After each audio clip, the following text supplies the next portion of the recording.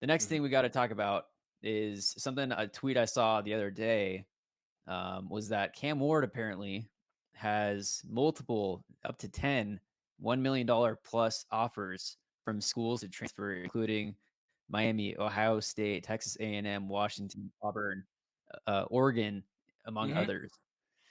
Yeah. I hate the NIL as a Washington State fan.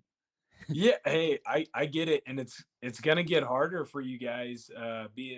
Look, you're probably gonna be in a Mountain West equivalent We can conference, guarantee a conference championship every year for the next 2 years, though. So that has something, a conference championship game. A conference championship game. You're right. There you go. We'll be in it. It'll be us in Oregon State every year, guaranteed. You're gonna want to come here. At least 2 years. Uh, Yeah. hey, perfect. Look, welcome to the NIL era, man. And with the one-time transfer rule, it really is the wild, wild west. And I know there's going to be a lot of people that come in and say, "Hey, man, I hate the NIL. I hate this. I hate that." I think the easiest thing to look at right now for the players is look at the coaching, right? Look at the coaches at Oregon State. That other team that'll be in the championship game with you guys, they just lost their coach in Jonathan Smith.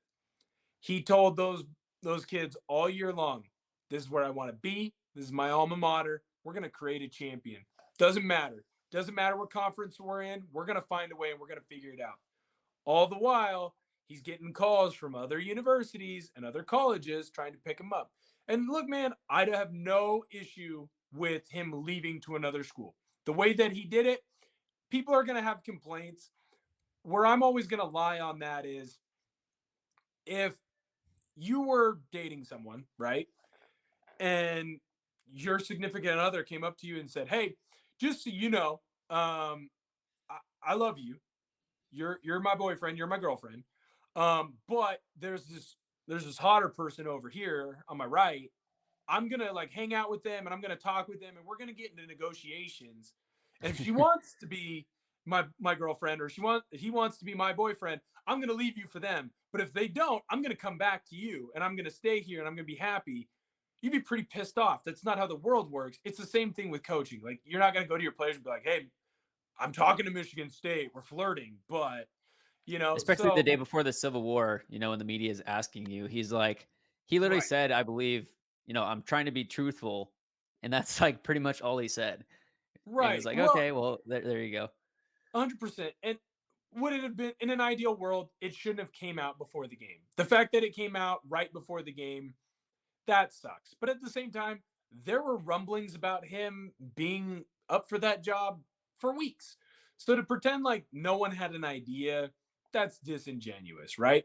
So, this all being said, when you look at Jonathan Smith going to Michigan State, there's a quarterback over there by the name of Sam Levitt. Sam Levitt came from Westland out here in Oregon.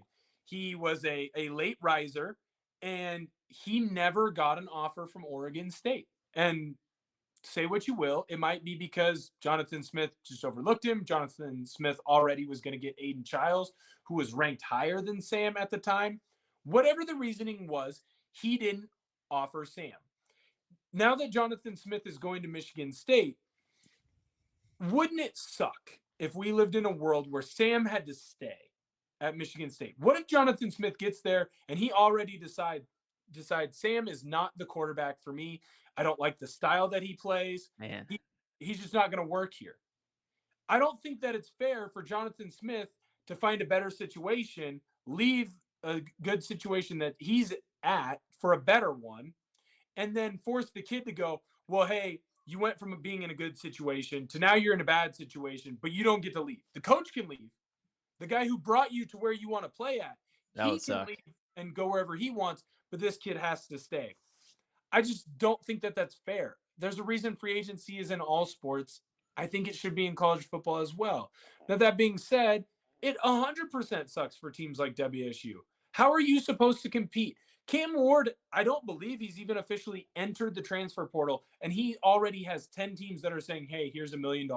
And I guarantee you that number is going to go up Yeah. because there are some teams that really need a big time transfer quarterback. They're going to start throwing money at him as a bidding war increases because Cam has been such a good quarterback. So there are pros and cons to it, no matter which way you look at it, So it sucks, but it's the way of the world. Damian Martinez, he's staying at Oregon State.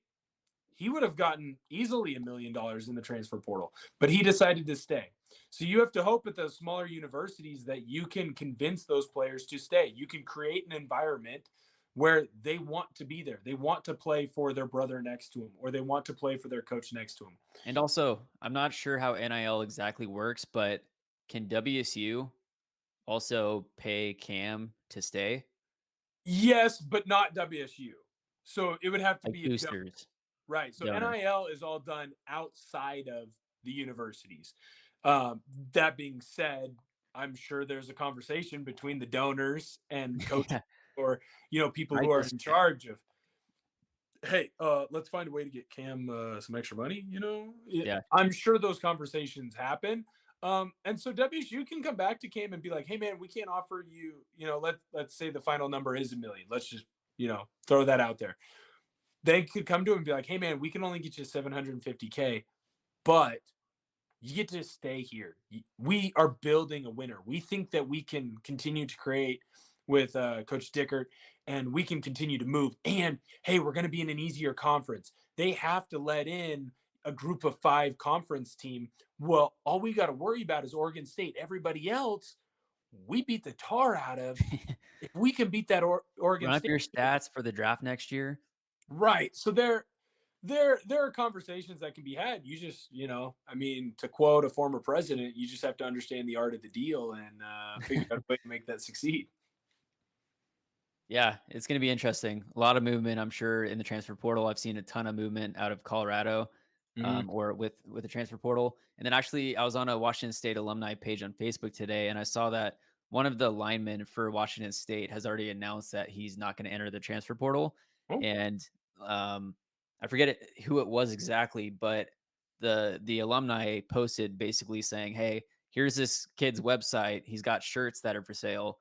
Like, let's go support in whatever way we can. Let's go mhm. buy some shirts of this kid, and he should be like the face of WSU because he's choosing to stay and play at WSU, whereas he probably could go make more money elsewhere. So let's support him." So I thought that was pretty cool to see. No, I think that's fantastic. And look, at the end of the day, like the kids deserve to make money. You're worth what someone's willing to pay you. I'm sure if Michigan State offered Jonathan Smith the same 4 million that he had at Oregon State, he probably isn't leaving. They offered him 7. You know, if a kid, Cam Ward, is making half a million at WSU, and Michigan comes in and is like, "Here's $1 million," I'm not gonna fault him for leaving. Yeah.